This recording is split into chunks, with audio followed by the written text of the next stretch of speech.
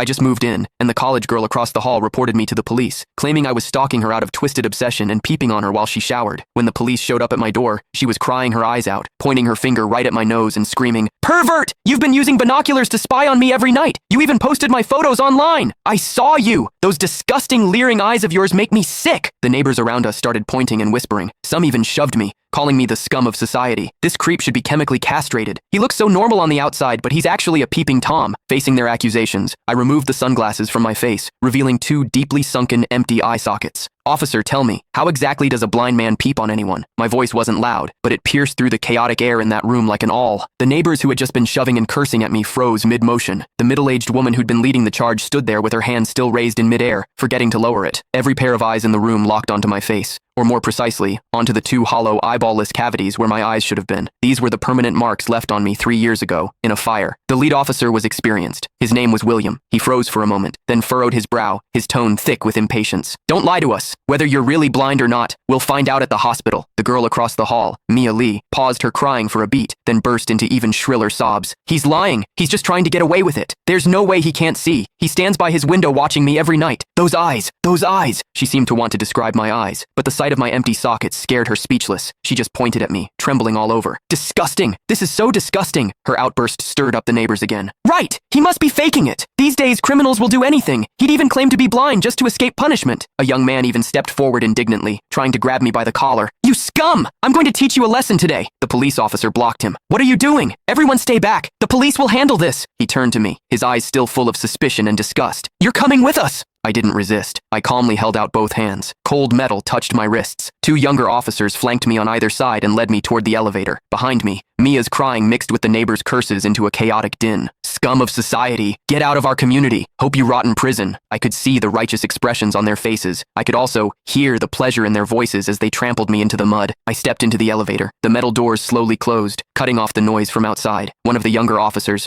probably new to the job, couldn't help but ask me quietly, Are you really blind?" I tugged at the corner of my mouth but didn't answer. The other officer patted his shoulder, signaling him to keep quiet. But I knew that in their minds, the scales had already tipped completely in favor of that tearful young girl. After all, it was a young, pretty, pitiful college student on one side, and on the other, a suspicious man living alone, wearing sunglasses. In their eyes, it was crystal clear who was the victim and who was the perpetrator. What they didn't know was this. Sometimes, what the eyes see is the biggest lie of all. And I, a blind man, had seen something that none of them had. For instance, when Mia accused me, her heartbeat was steady, without a single ripple of genuine emotion. The interrogation room at the police station was harshly lit by fluorescent lights, and the air smelled faintly of mildew. I sat on a cold metal chair. Across from me were William and a female officer taking notes. Name, Lucas. Age, 28.